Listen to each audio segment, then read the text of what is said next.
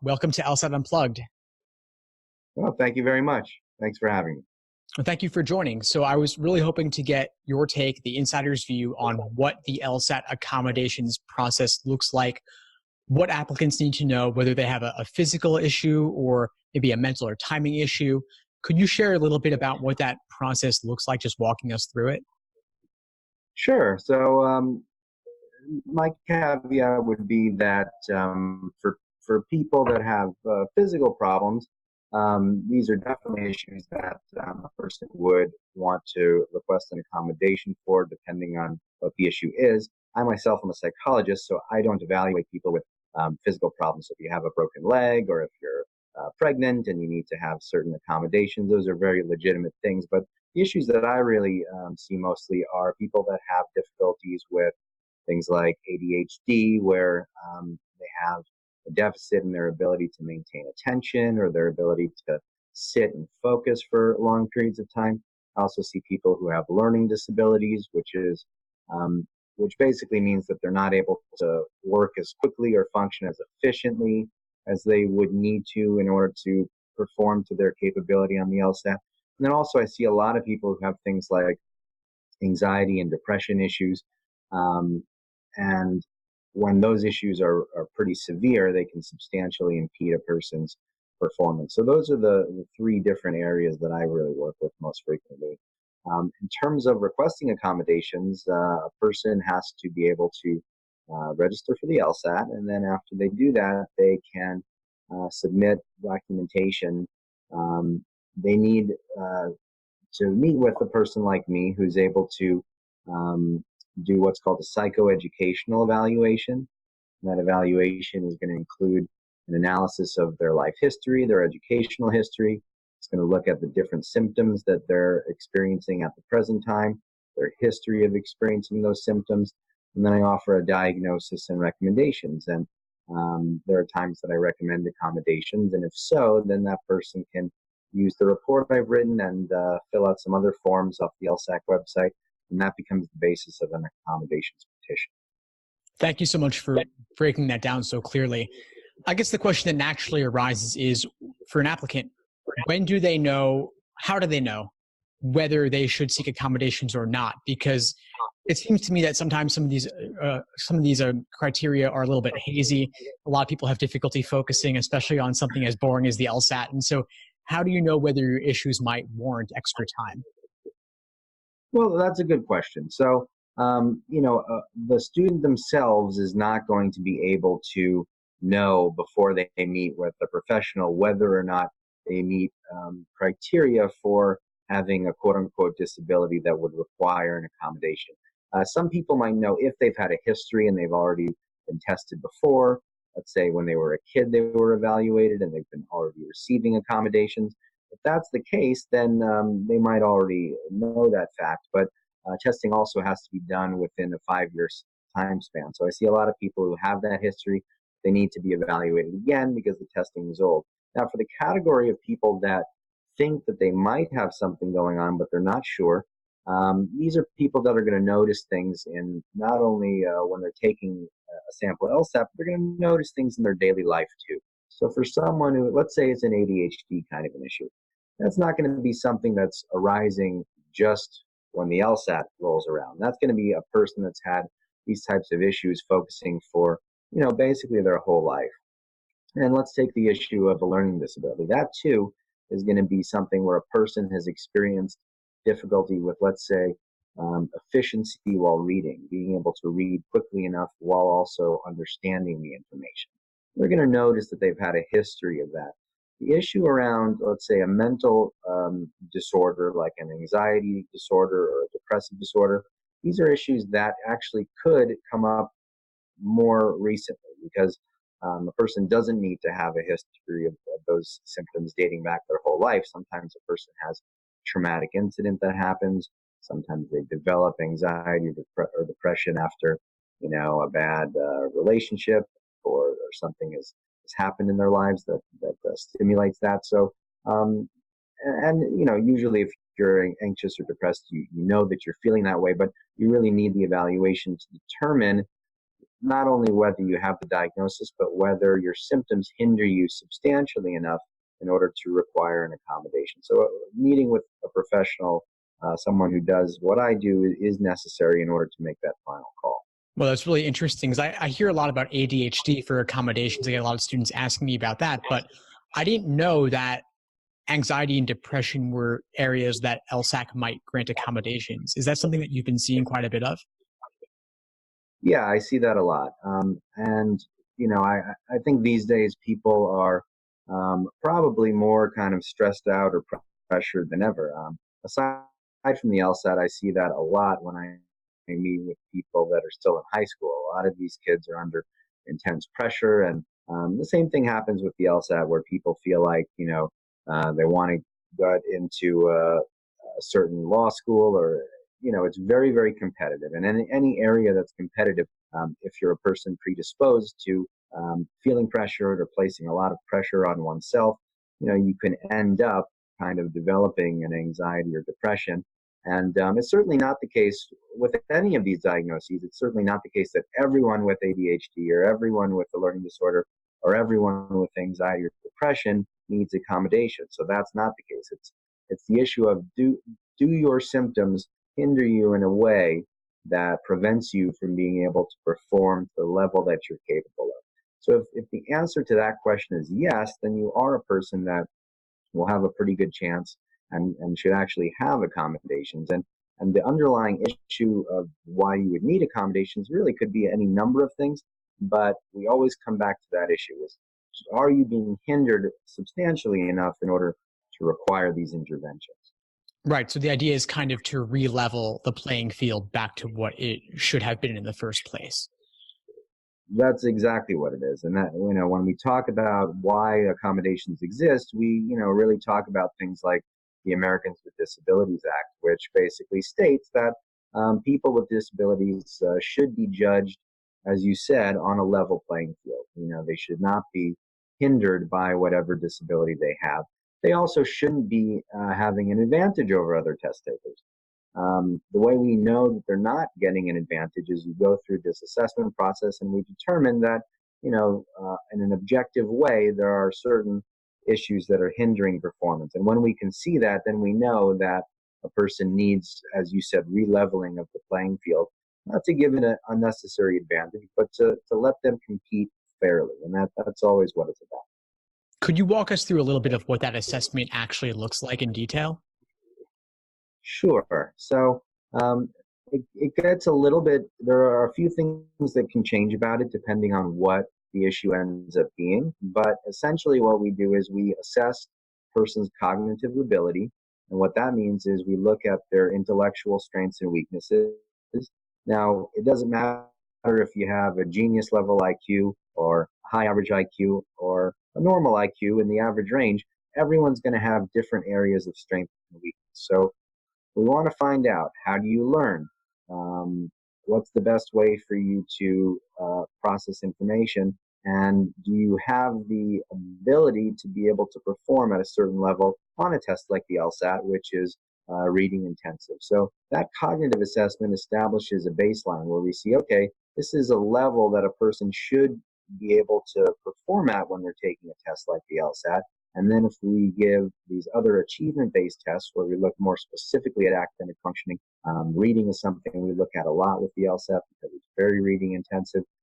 If we see that there are discrepancies and certain patterns of results, then that lets us know that a person might not be able to perform to the level that their cognitive ability suggests. So we give tests of cognition, tests of achievement. In the case of an ADHD evaluation, then we give a specific test that just looks at attention. And then in the case of an anxiety or depression type of issue, we give an additional test that looks just at that. So, it can vary a little bit, but that's a typical evaluation process that I described. Well, it seems fair and it makes a lot of sense. You brought up earlier the Americans with Disabilities Act, which I'm really glad you raised because, of course, that is the centerpiece of where these accommodations come from in a way. And also LSAC themselves, the Law School Admission Council, has had some issues with them over the years in terms of granting accommodations. I'm wondering if you could share about what changes you've noticed during your career as LSAC has kind of changed how they handle the accommodations process given these kinds of lawsuits. Well, that's a good point you're making. I've been doing this type of testing for 12, 13 years, and so I have seen a big change.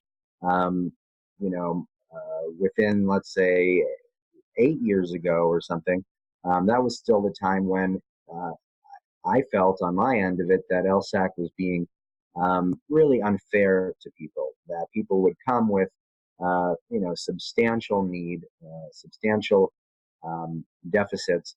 And, they were almost denying everyone, not everyone 100%, but they were denying a large sample of people that really should not have been denied. And then since that time, they were successfully sued. And you brought up an important point. They actually have made a lot of changes.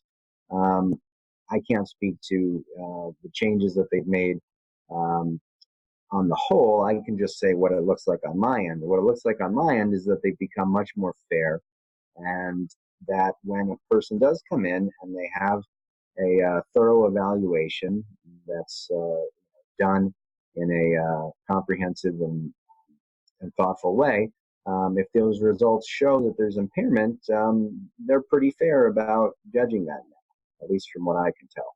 Now, having said that, I'm also aware that they had the ability to have their consent decree lifted, which would mean that the federal government would not be involved in this process of oversight, and it was determined that it should not be lifted. So they may still be engaging in some kind of uh, bias when they look at some people's evaluations, but as far as what I can tell, they've become much more fair and even-handed over the years. Yeah, I would imagine that as they've been sued and as the federal government has gotten involved, that the number of people or the percentage of people taking the LSAT with some sort of accommodations has probably increased over time. I'm imagining that there's probably not a lot of data out there on this, but I'm wondering if you have a sense of what percentage of people might be getting accommodations for this sort of test, or maybe is that something that you would not even have a clue about that sort of thing? Yeah, I definitely don't know the answer to that question. And I think the reason I don't know is because, to my knowledge, that's not a publicly available piece of information. I know that the SAT will say, for example, the percentage of students that get accommodations out of the general population, but they themselves won't even say what percentage of people get approved to ask for accommodations. So I think a lot of these testing um, services, they probably like to keep people a little bit in the dark about that, and they're careful about what stats they release. Is there anything that you might be able to share on your end in terms of what percentage of people who walk through your door you think are worthy of accommodations? Sure. Well, I mean, I think by the time they come to me, usually the way they come to me is they either have a pre-existing issue that they're already aware of, that they're getting treated for, or a lot of times they might come from a tutoring service. So, for example, a tutor might come to them and say, it looks like you're having trouble here. You're really working much more slowly than expected. You should be improving, and it doesn't seem like you are. So some of those people could get referred to a person like me, and in that case, I already have some idea that there might be a problem going on. And then what I do is I conduct a phone screening where I ask a person a bunch of different questions about what their concern is, what kinds of issues they're having, and I'll ask questions about their life history. So by the time they get to me, I already have some idea of what's going on. And, and then by the time they come in, we go into the issue in an in-depth way. And I could say the vast majority of people that I see are people who really do require intervention and do require help. And many of those people get approved from LSAC for those kinds of interventions. What I will say is there are some occasions where a person might come in and I see that their test scores are not really adding up to something that would lead to an accommodation or would substantiate that. And in those situations, I just tell the person as soon as that becomes apparent that It's not likely to be approved based on what I'm seeing. And then after that, it's their decision about whether they want to continue or not. But, I try to be really transparent and open about the process so that people know that, there's no guarantee of anything. I'm not able to tell them before they walk through the door what their chances are of getting approved. I can only do that after I see the test scores. But, I don't want to put anyone in a position of doing all of the testing and having me write a full report only for me to say, your scores don't add up to anything. So, as soon as I figure that out, I let them know. And so there's no surprises. Well, that seems very reasonable and very fair. Before we wrap up, and I'm so appreciative of your time here, I'm wondering if you could just lay out a little bit of what sorts of accommodations students might be able to get if they are approved, aside from let's say extra time, for example. What other things can they get? Well, it really depends on what the issue is that's plaguing them. So, for example, let's say you have a person with ADHD, and this person is pretty inattentive, and they're distractible, and they have trouble sitting still, and they have trouble sustaining energy over time. A person like that would probably want to have more time. A person like that would probably need to have either a private room or what would be known as a semi-private room, where they might take the test with a few people in the room instead of a huge room with lots of other students. They might be able to have things like earplugs, things like, headphones that cancel out sound. They might have extra breaks. If you're someone that can't sustain energy and stamina over time, you might need to have breaks so that you're able to perform at or close to your best during the whole test. And depending on how much extra time they need, sometimes the test can get divided into segments also. If you're someone that really runs out of energy or runs out of steam basically by the end. So those are the different kinds of things that you're likely to see. Someone who's taking medication could expect to be approved to have the ability to take the medication in with them. I've seen people that have had things like diabetes and they've needed to eat or have insulin injected, and they're very agreeable with those kinds of accommodations to give those people breaks to let them inject or let them test their blood sugar and let them eat and let them wait until their blood sugar rebounds to a steady level. So I think the key is anything that can really be proven in an objective sense, in a thorough way that meets all of their criteria, they're reasonable about approving those things. And it could be a lot of different types of accommodations. It's just something that has to be proven. And so I think a lot of people who get denied by LSAC probably get denied because they've not submitted a comprehensive evaluation, or there have been mistakes made.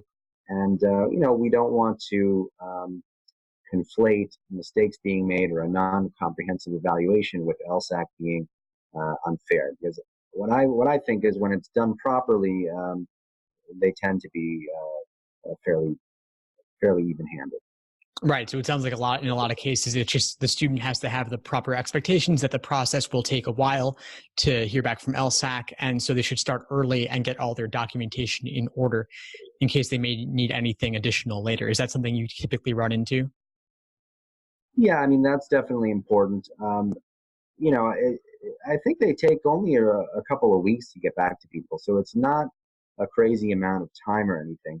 I definitely see people who come, on the last day right before the deadline, and they have to, as long as you get it in by the deadline, they have to evaluate those just as they have to evaluate someone who gets it in a month before the deadline. But if you're someone that has a complicated case and you have to be submitting other kinds of medical records or things like that, you want to be able to think about that ahead of time. So for someone with more of a physical issue, or someone that has a complex issue where maybe there is a mental or emotional issue, and there's also something like, let's say carpal tunnel syndrome, you're going to want to have your paperwork in order. You don't want to start seeing your doctor for carpal tunnel syndrome 2 days before. You're going to want to have that planned out. But my understanding is they have they're offering the LSAC much more frequently now. So if a person misses one deadline, they can wait a month and get another one. That is very true. And that can also reduce the anxiety quite a bit because you know that there's always another test date just around the corner in a month or two. Right. That's true. Well, this has been extremely informative. I appreciate your breaking things down so thoroughly and simply for everyone. Would you do us the favor to share the best way for folks to reach you if they're interested in accommodations or if they have questions related to it? Well, sure. So I'm reachable through email, JMALOFF, like Frank, jmaloff@hotmail.com. They can call me, 310-712-5480. And I'm available and willing to help people that have questions and all kinds of needs. Great. Well, thank you so much again for taking the time. I'll include those details in the description for this episode. Thank you again for joining us.